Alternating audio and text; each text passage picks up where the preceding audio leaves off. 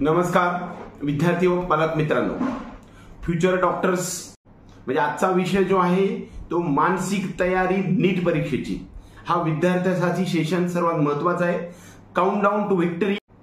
मी काही चुका जर नाही केल्या तर माझे सिलेक्शन होऊ शकते। या विषयावरती आज आपण महत्त्वाचे काही टॉपिक विचार करण्यासाठी आपल्या समोर आले। आपल्या सर्वांना आणि सर्व फ्युचर डॉक्टर्स आणि पॅरेंट्सना शेड्यूलच्या संदर्भामध्ये, त्याचबरोबर शारीरिक मानसिक आणि टाइम टेबलच्या आणि टाइम मॅनेजमेंटच्या संदर्भामध्ये आज आपण सुरुवात करत आहे। वास्तविक भीती वाटते सिलेक्शन होईल की नाही। पहिला प्रश्न, भीती वाटते सिलेक्शन होईल की नाही। असं वाटतंय कितीही वाचलं तरी सारखं सारखं विसरतंय, सिलेबस कव्हर होत नाही, रिव्हिजनला वेळ लागतो आहे, काय करावे? असे प्रश्नांचं काहूर आपल्या समोर माजले असतं आणि त्यावेळेस आपल्या समोर विषय येतो, म्हणजे भीतीचं सावट आपल्या समोर आलेलं आहे की जसं जसं परीक्षा जवळ येईल तसं तसं मी फेस करू शकेल का। सर्वात महत्त्वाचे वाक्य लक्षात ठेवा, डर के आगे जीत है। भीतीच्या पुढे 100% विजय आहे। याच्यासाठी तुम्हाला काय करावं लागेल? आपल्याच विचाराच्या किंवा आपल्याच लेवलच्या असणाऱ्या 1, 2, 3 किंवा 4 मित्रांना एकत्र येऊन ह्या सर्व मित्रांनी वेगवेगळे टॉपिक घेऊन डिस्कशनसाठी वेळ द्या। त्याला आपण ग्रुप डिस्कशन असं म्हणू। रिव्हिजन फास्ट होईल। या सर्व गोष्टीवरती एक उपाय आहे। रिव्हिजन फास्ट होण्यासाठी 4 विद्यार्थ्यांनी एक चॅप्टर घेऊन सर्वांनी डिस्कशन 1 तासामध्ये उरका, म्हणजे 4ही चॅप्टर्स परफेक्ट होऊन जाईल। एकमेकाला ज्ञान द्या। ज्ञान दिल्यानं वाढणार आहे, कमी होणार नाही। एकमेव जगातली अशी गोष्ट आहे की दिल्याने कमी होत नाही, वाढते। आपल्या शिक्षकावरती विश्वास ठेवा। जे आपल्याला शिकवणारे टीचर्स आहेत ते 100% आपल्यासाठी आणि आपल्यातलं बेस्ट बाहेर काढण्यासाठी बनलेले आहेत आणि त्यांचा संपूर्ण वेळ 2 वर्षामध्ये दिलेल्या प्रत्येक टॉपिकवरती कॉन्सन्ट्रेशन करा। डाऊट सोल्युशन त्यांना द्या।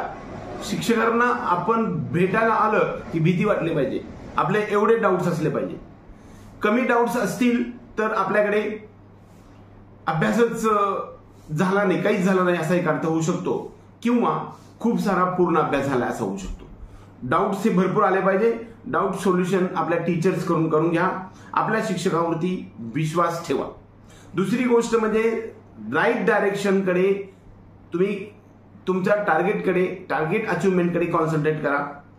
पॉझिटिव्ह ॲटिट्यूड ठेवा, पॉझिटिव्ह माइंडसेट ठेवा की जेणेकरून मी आता जे करतोय ते 100% मी अचिव्हमेंटकडे चाललेलो आहे आणि माझा जो मार्ग आहे तो यशाच्या शिखरापर्यंत पोहोचवणार आहे। याच्यासाठीकडे माझी वाटचाल चालू आहे आणि या वाटचालीसाठी मी जबरदस्त इच्छाशक्ती पाठीशी घेऊन प्रामाणिक प्रयत्नाच्या आधारे मी टार्गेट कंप्लीट करेल, याच्याकडे तुम्ही कॉन्सन्ट्रेट करा। दुसरी गोष्ट, हाय ड्रीम्स ठेवा। खूप मोठा विषय आहे की माझे स्वप्न फार मोठे असले पाहिजे। माझ्याकडे आत्ता मार्क 350 येतात, मी 720चं टार्गेट ठेवलं पाहिजे। जगातलं सर्वोच्च टार्गेट ठेवा आणि त्या दृष्टिकोनातून प्रयत्नास लागा की जेणेकरून त्या प्रयत्नांच्या दिशेने आपण वाटचाल करत असताना प्रत्येक टप्प्यावरती येणाऱ्या प्रत्येक संकटाकडे आपण दुर्लक्ष न करता त्याच्यावरती फेस करून आपल्या विजयाची गुढी उभारण्याची एक मनामध्ये नवी उर्मी जागृत करा। बऱ्याच वेळा काही गोष्टी आपल्या वातावरणाच्या शेजारी, आपल्या घराच्या शेजारी किंवा आपल्या आसपास पॉझिटिव्ह ॲटमॉस्फिअर तयार झालं पाहिजे। म्हणजेच काय की आपण आपल्याकडेचं जे सराउंडिंग आहे ते पॉझिटिव्ह असलं पाहिजे। एकही इथून पुढे 19 दिवसामध्ये एकही निगेटिव्ह विचाराला शिव देऊ नका। स्वतःचा माइंडसेट पॉझिटिव्ह ठेवा। पॉझिटिव्ह असणाऱ्या माणसांना भेटा आणि निगेटिव्ह असणाऱ्या व्यक्तींची भेट आयुष्यभरात घेऊ नका। बऱ्याच वेळा नाही मधून काहीही सुरुवात होत नाही आणि होय होय मी ते करेनच याच्यामधून सर्व जगाची सुरुवात झालेली आहे। जिंकण्याची आसक्ती तुमच्या मनामध्ये असली पाहिजे, जबरदस्त इच्छाशक्ती तुमच्या मनामध्ये असली पाहिजे आणि त्याला जोड ही दिशेची असली पाहिजे, त्याचबरोबर प्रामाणिक प्रयत्नाची असली पाहिजे। गतीला किंवा वेगाला दिशेची जोड असेल तर टार्गेट अगदी कमी वेळामध्ये आपण अचीव करू शकतो। रूम डेकोरेशन कडे कॉन्सन्ट्रेशन करा. पॉझिटिव्ह ॲटमॉस्फिअर बनवण्याचा प्रयत्न करा. आपल्या रूमच्या आसपास किंवा रूमच्या प्रत्येक भिंतीवरती आपल्याला न येणाऱ्या प्रॉब्लेम्स किंवा टफ टॉपिक अगदी चिकटावून ठेवण्याचा प्रयत्न करा. त्याचबरोबर ते फॉर्म्युले आणि टफ जे आपल्याला येत नाहीत किंवा अवघड जाणारे जे टॉपिक आहेत ते अगदी आपल्या समोर दिवसभरातून 2 ते 3 वेळा बनवले पाहिजे. आणि हा जो रूम डेकोरेशन आहे ते पहिल्या दिवशीपासून तेच राहिलं पाहिजे. दर 3 दिवसाला रूम डेकोरेशन बदलत गेली पाहिजे. प्रत्येक टॉपिक जो येत नाही तो लिहून काढला पाहिजे. तो कच्च्या पद्धतीने लिहिला तरी चालेल, वेळ जातो. आपली बॉडी लँग्वेज ही पॉझिटिव्ह असली पाहिजे. जिंकण्याची आसक्ती असली पाहिजे. डिप्रेशनला जवळपास सुद्धा येऊ दिलं ना पाहिजे. पहिली गोष्ट स्वतःचं एक फाइंड युअर इन्स्पिरेशन असं म्हणू की ज्यामध्ये तुम्हाला इन्स्पिरेशन मिळू शकेल. अशा प्रकारचे जगातील असणारे महापुरुष किंवा सक्सेसफुल व्यक्ती जे आहेत त्यांच्या अनुभवाची शिदोरी, आपल्या आसपास असणारे ज्ञानदान करणारे आपले टीचर्स, शिक्षक, किंबहुना आपले सर्व पेरेंट्स आणि आपल्यापेक्षा अनुभवी असणारे सिनियर्स याच्यावरती विश्वास ठेवा. त्यांच्या अनुभवाची शिदोरी आपल्या पाठीशी घेऊन आपण मार्गक्रमण करायला पाहिजे. Spend your time in your self with your self. तुमचा वेळ हा तुमच्या स्वतःसाठी द्या. खूप स्वार्थी बना. फक्त आणि फक्त मी आणि माझ्यासाठीच विचार करेल. जगातल्या कोणत्याही गोष्टीकडे लक्ष देणार नाही. माझा पूर्ण वेळ फक्त आणि फक्त माझ्या स्वतःवरती देईन. त्याच्यासाठी पॉझिटिव्ह वाइब्स आपल्या आयुष्यामध्ये निर्माण करण्याचा प्रयत्न करा.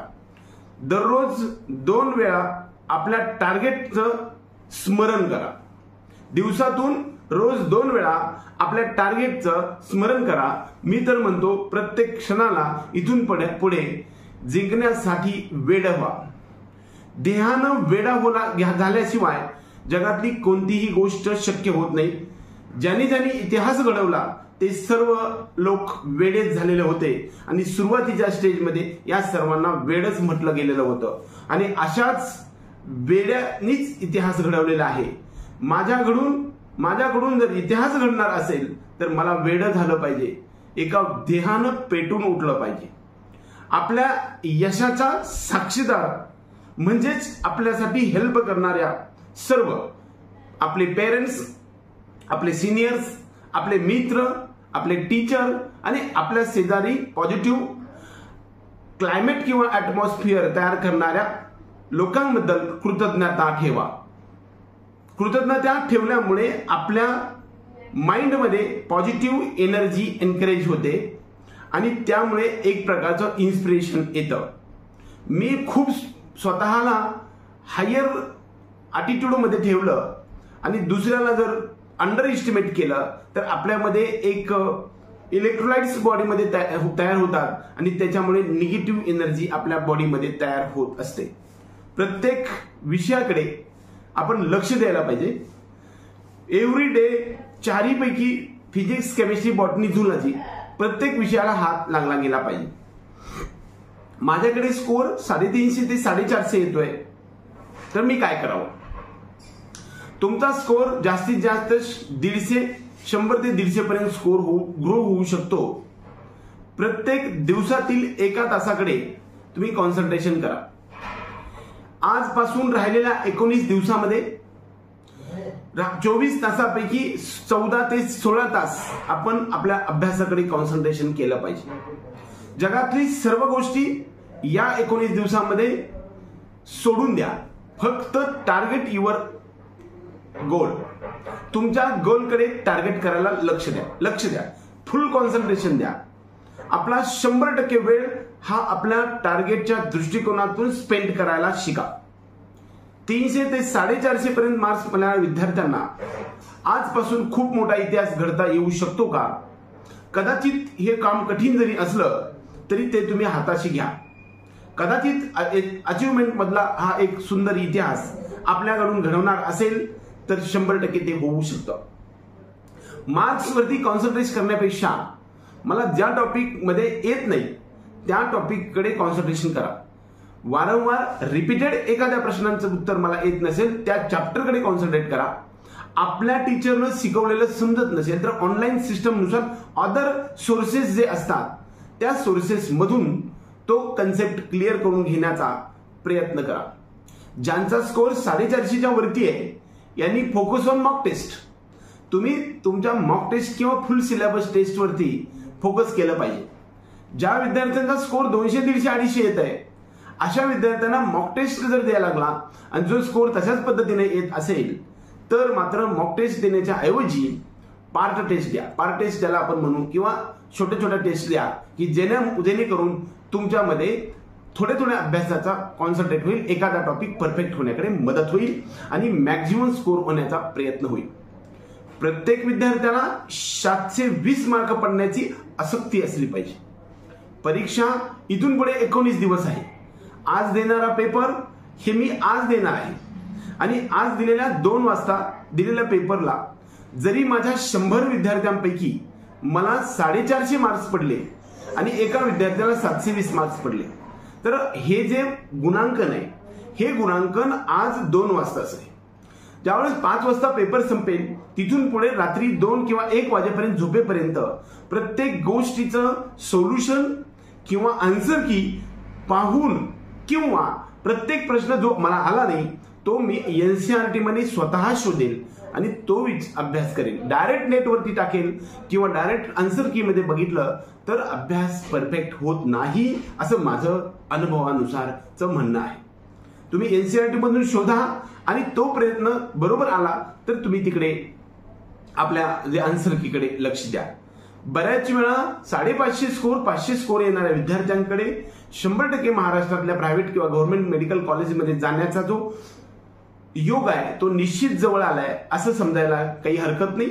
इथून पुढे राहिलेल्या 19 दिवसापैकी प्रत्येक दिवसाला जर पाहायला गेलं तर 100% आपल्याला 14 ते 16 तास आपल्याला वेळ मिळतो. ह्या 14 ते 16 तासामध्ये आपण या टाइमचं मॅनेजमेंट करायला शिकलं पाहिजे. पहिली गोष्ट आपलं टार्गेट मिशन 720. आज संध्याकाळपर्यंत मी 720 मार्काची 100% तयारी करेन. मला जरी आत्ताच्या 2 वाजून किंवा 5 वाजता पेपर देताना या पेपरमध्ये जरी मला 350 मार्क्स पडलेले असले तरी संध्याकाळी झोपताना मात्र 720 ची बेरीज करूनच झोपेल तरच मला झोपण्यासाठी परवानगी आहे, त्याशिवाय मी झोपणार नाही.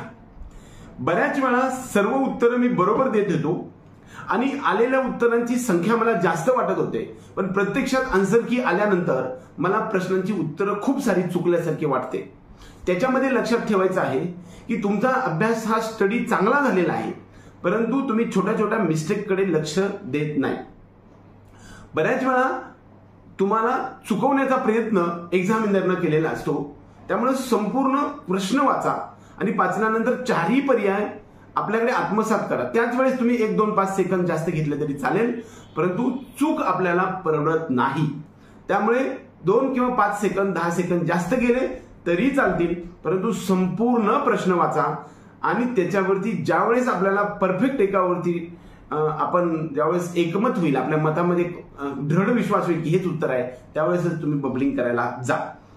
बऱ्याच वेळा पहिला प्रश्न वाचला की लगेच पहिलं किंवा दुसरं उत्तर बरोबर वाटतं आणि बबलिंग करतो आणि परत लक्षात येतं की दुसऱ्यापेक्षा तिसरा किंवा चौथा पुढचा पर्याय हा जास्त बरोबर आहे असं आपल्याला वाटतं आणि आपल्या पुढचे सगळेच पर्याय नाहीसे झालेले असतात. त्यामुळे परत आपल्याला डबल बबलिंग करता येणार नाही, हे लक्षात ठेवा.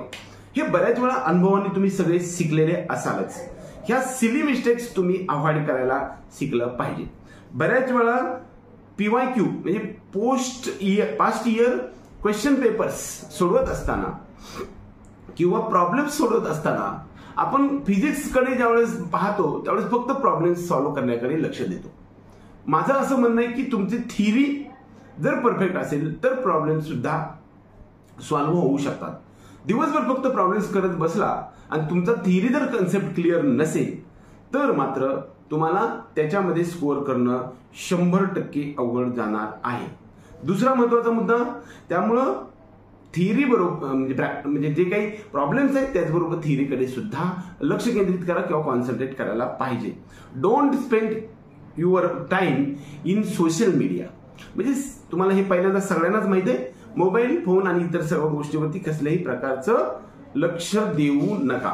ज्यांना मार्क्स 500 पेक्षा जास्त येतात त्यांनी मॉक टेस्टवरती कॉन्सन्ट्रेट करा, आणि ज्या विद्यार्थ्यांना कमी स्कोर येतोय त्या विद्यार्थ्यांनी मात्र पार्ट टेस्टवरती कॉन्सन्ट्रेट करायला हरकत नाही.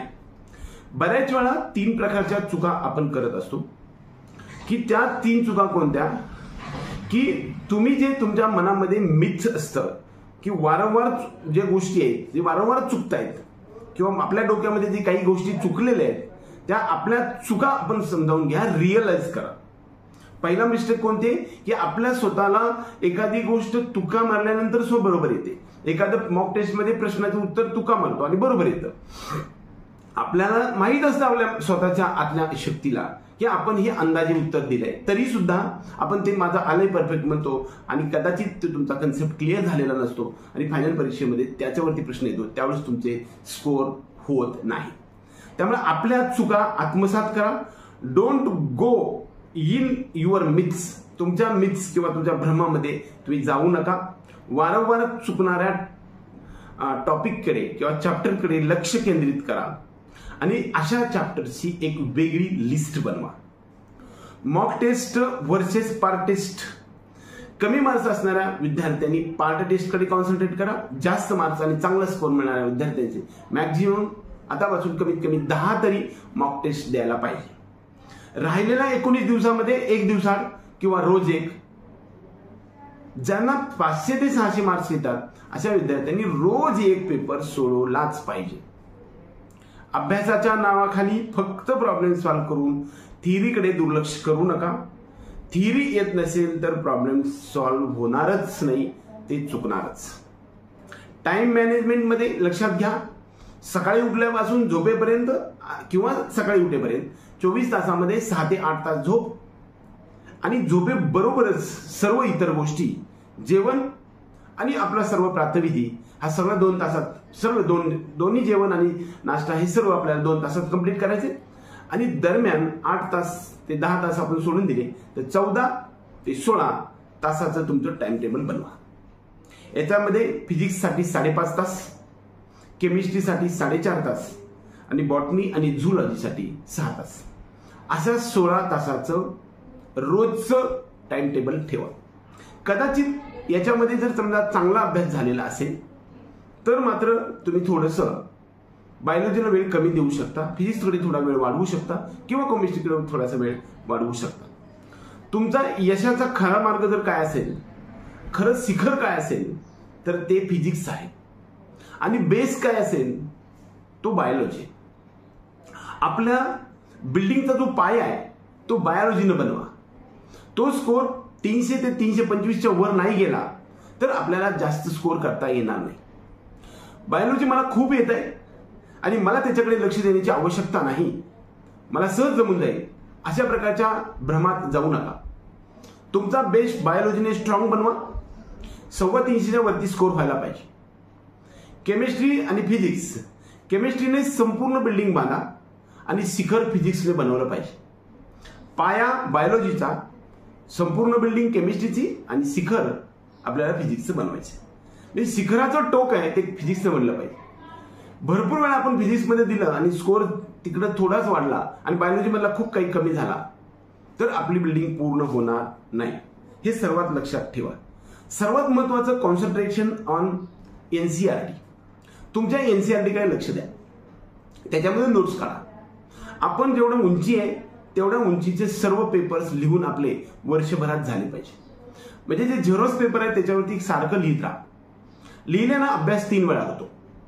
कच्चं लिहा, साध्या भाषेत लिहा, अक्षर कसंही येऊ द्या. लिहिल्यानं वेळ जातो असं वाटत असेल तर वाचत असताना थोडं थोडं लिहित गेला तर ते कच्च्या गोष्टी अगदी परत ते बघायला गेलं तर खूपच बेकार अक्षर आलंय किंवा काहीतरीच आहे असं वाटलं पाहिजे. परंतु लिहिल्यामुळे अभ्यास फायनल होईल 100%. आपल्या स्वप्नांच्या प्रती इमानदार राहा. आपल्या स्वप्नांच्या प्रती इमानदार राहा.